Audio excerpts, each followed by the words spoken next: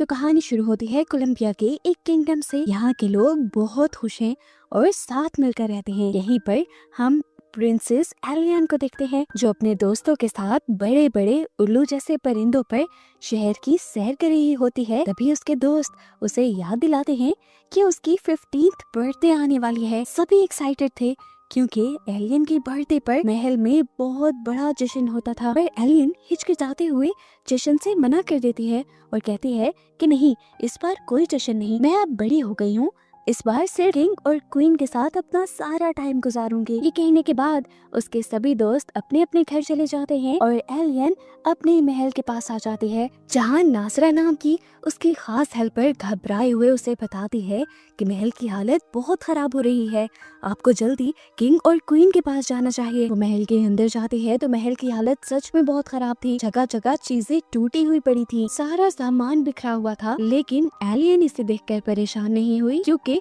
वो इन सब चीजों की आदी हो चुकी थी और अब वो हमें यानी ऑडियंस को अपनी 1 साल पहले की कहानी सुनाती है और ये समझाने की कोशिश करती है कि ये सब हो क्या रहा है। असल में 1 साल पहले किंग और क्वीन दोनों शिकार पर गए थे। वहाँ जाकर उनके साथ न जाने क्या हुआ, लेकिन जब वो वापस आए तो मॉन्स्टर बने हुए थे। ये बात बहुत बड़ी थी। अगर यहाँ के लोगों को ये बात पता चल जाती तो बहुत मसले होते। इसीलिए इलियाना ने मिलकर अपने कुछ खास लोगों के साथ ये बात सबसे छुपा ली। तब से अब तक वो किंग और क्वीन को किसी से मिलने नहीं देते थे। आज यहाँ के जनरल को किंग से कुछ जरूरी काम था।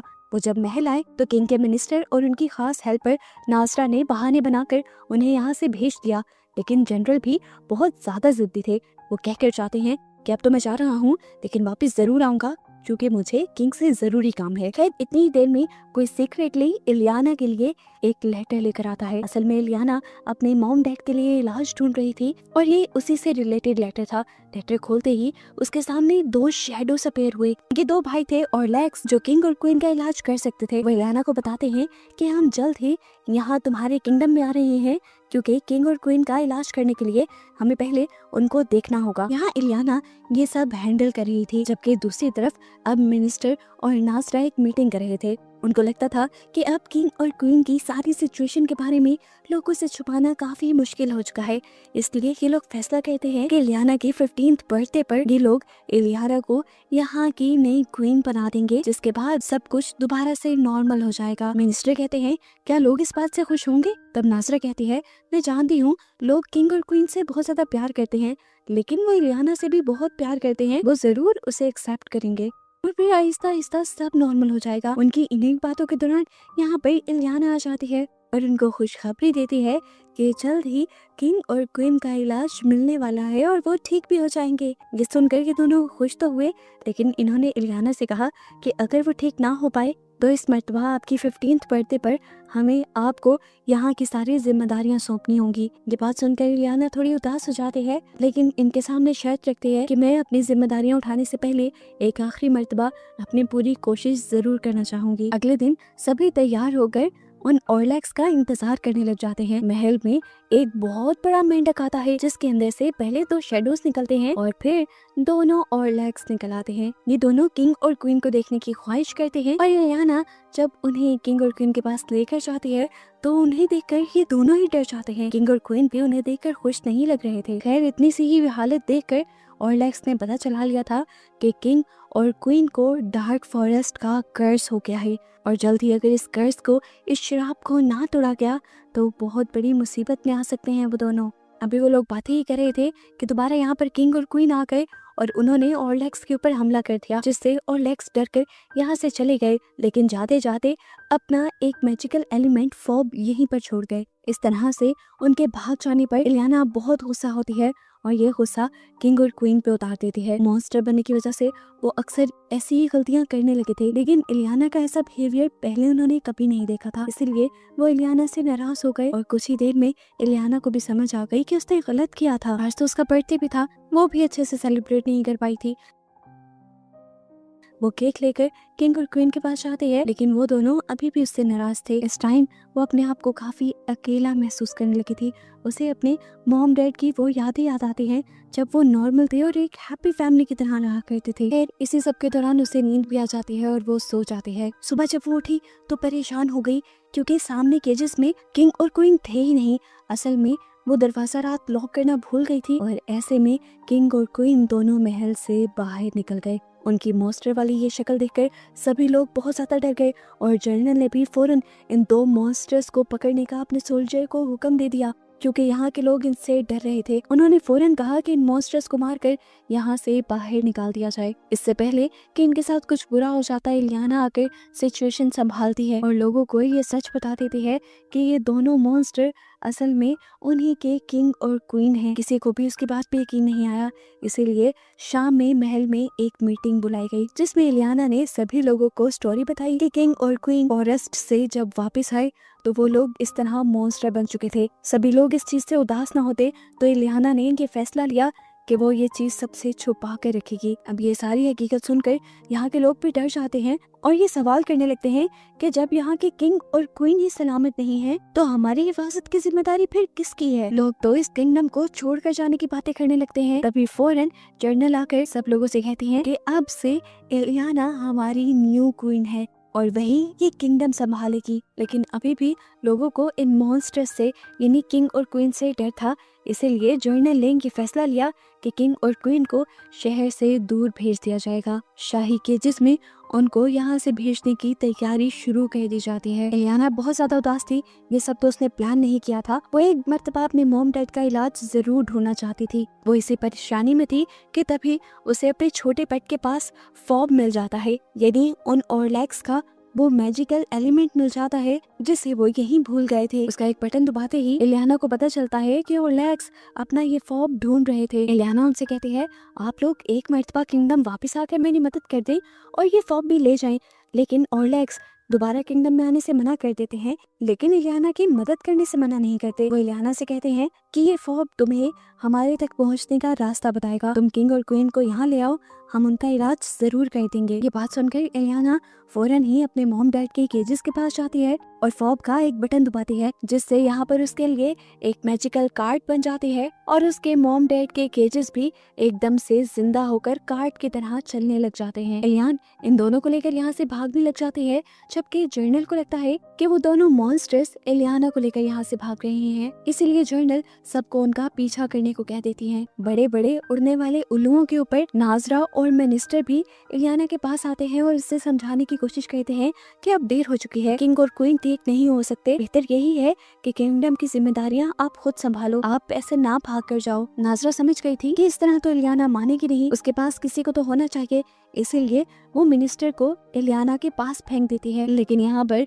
कुछ गड़बड़ी हो जाती है, मिनिस्टर गिर जाता है यहाँ पर फॉब के ऊपर, जिससे फॉब का एक बटन दबता है और मिनिस्टर की सोल चली जाती है इलियाना के पेट के अंदर और उसकी सोल चली जाती है मिनिस्टर की बॉडी के अंदर। अब मिनिस्टर की बॉडी नीचे गिर जाती है और पलक झपकने जितने टाइम में किसी रॉकेट की तरह उड़ते हुए ये जंगल के बीचों बीच एक घर के पास पहुंच जाते हैं जो उन ओरलैक्स का था। यहाँ पर जाकर के ये दोनों भाई इलियाना को बताते हैं कि किंग और क्वीन के अंदर की चमक खत्म हो गई है, जिसे वापस लाने का सिर्फ एक ही तरीका है कि उन्हें हार्ट ऑफ लाइफ के पास लेकर जाया जाए, जहाँ जाना बिल्कुल आसान नहीं।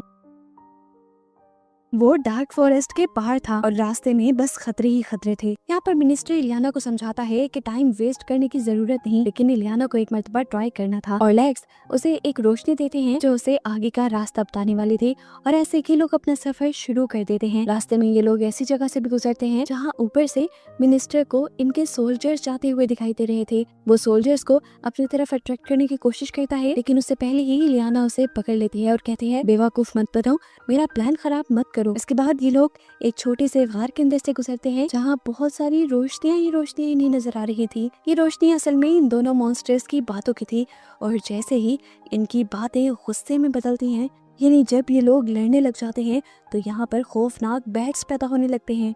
उनकी बातों की वजह से इलियाना की जान खतरे में पड़ने वाली थी और अब तो ये लोग डार्क फॉरेस्ट की ऐसी जगह पर भी आ गए थे जहाँ की अंधेरी रोशनी इंसान को मॉन्स्टर में बदल देती थी। यहाँ पर तो सिर्फ एक ही इंसान थी, वो थी इलियाना। अंधेरे का ये भंवर उसकी तरफ बढ़ने लगा था उसे मॉन्स्टर बनाने के लिए। ये देखकर किंग और क्वीन दोनों ही अपनी लड़ाई छोड़कर इलियाना की मदद को आते हैं, लेकिन यहाँ पे मौजूद लाल रोशनियां उन्हें इलियाना के पास जाने नहीं दे रही थी। तभी ये दोनों जब एक जैसी बातें बोलते हैं इलियाना को बचाने की, तो इनकी अच्छी बातों से यहाँ की लाल रोशनियां खत्म हो जाती हैं और वो अंधेरा भी खुद ब खुद इलियाना से दूर हो जाता है।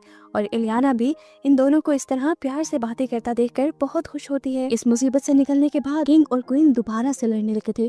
अब इलियाना को भी गुस्सा आ गया और उसने कहा, पहले हम इतनी बड़ी मुसीबत में आए हैं आप लोगों की वजह से, कुछ तो समझ लें, अब तो मत लड़े। खैर ये लोग सफर कंटिन्यू कर देते हैं और इलियाना नोटिस करती है कि उनका मिनिस्टर अपने पीछे सुराख छोड़ रहा था ताकि उनके सोल्जर्स उन्हें आकर ले जाएं। इस बात से वो मिनिस्टर को खूब डांटते हैं। ये लोग अब आगे बढ़ते हैं, एक रेगिस्तान में पहुंच जाते हैं जहाँ पर एक अजीब सा बादल जब उनके ऊपर से गुजरता है तो ये लोग रेत के अंदर धंस जाते हैं और यहाँ आकर इन्हें पता चलता है कि इन्हें हर कदम पर इस बादल से बचना पड़ेगा।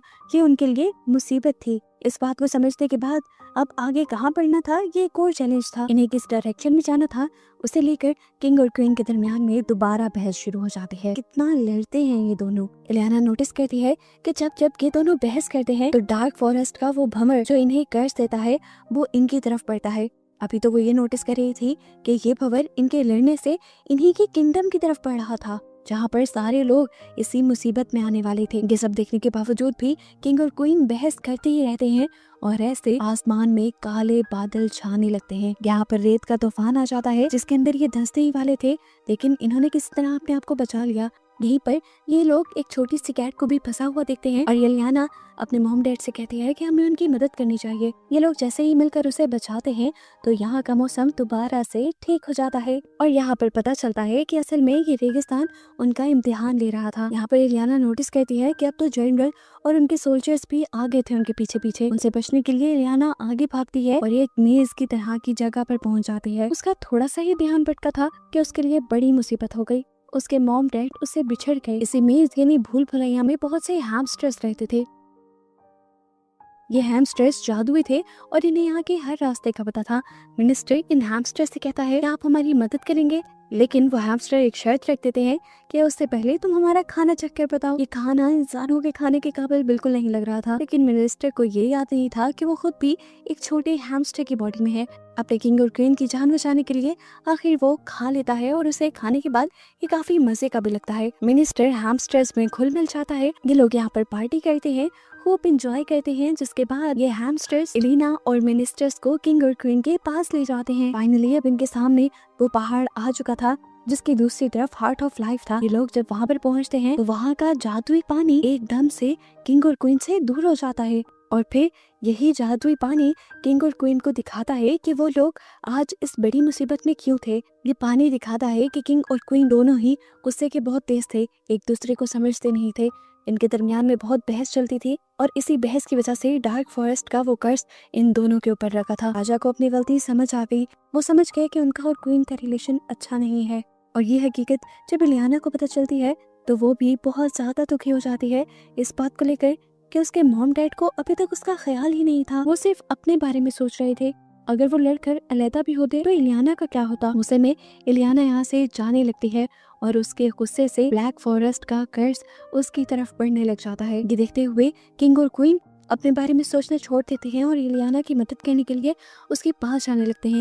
लेकिन इससे पहले कि वो इलियाना को बचा लेते, यहाँ पर जनरल आ जाती है जो अपने लोगों के साथ यहाँ पर किंग और क्वीन को पकड़वा लेते हैं। ये देखकर मिनिस्टर बहुत ज्यादा परेशान हो जाता है। अपने वो रास्ते में अपने हैमस्टर दोस्तों से मदद मांगता है, जो बहुत सारे हैमस्टर्स यहाँ इन सब को रोक लेते हैं और फाइनली किंग और क्वीन को आजाद करवाने में कामयाब भी हो जाते हैं। आजाद होने के बाद किंग और क्वीन इन सब लोगों से जब बात करते हैं तो इन्हें समझ आ जाती है कि ये मॉन्स्टर्स नहीं। सभी उनसे माफी मांगते हैं और अब नाजरा उनसे इलियाना के बारे में पूछती है तो किंग और क्वीन उन्हें बता देते हैं कि इलियाना मुश्किल में है, इसलिए सब अब इलियाना की मदद को निकल गए थे। इधर किंग और क्वीन को लगता है कि हार्ट ऑफ लाइफ का पानी इलियाना के ऊपर गिराने से शायद सब कुछ ठीक हो जाएगा। वो जाकर अब हार्ट ऑफ लाइफ को हिलाने लगते हैं ताकि पानी नीचे गिरे। इस हार्ट ऑफ लाइफ के पानी की वजह से डार्क फॉरेस्ट का कर्ज थोड़ा दूर चला जाता है और यहीं पर किंग और क्वीन को एहसास हो जाता है कि वो इलियाना के साथ बहुत बुरा कर रहे थे।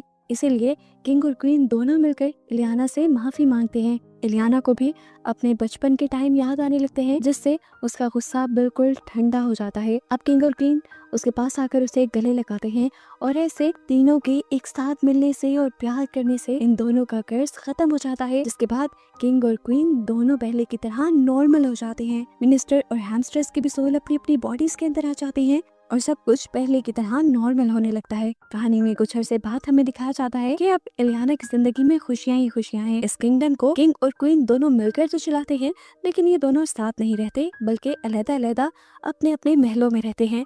और जब इलियाना को जरूरत होती है तो ये दोनों इलियाना के पास आ जाते हैं। इस मर्तबा इलियाना भी अपने बर्थडे पे एक बड़ा जश्न रखती है, जिस जश्न में और लैक भी आए हुए थे और किंगडम के सभी लोग भी। ये लोग सभी मजा करते हैं और इन सब को खुश दिखाते हुए ये मूवी यहाँ खत्म हो जाती है।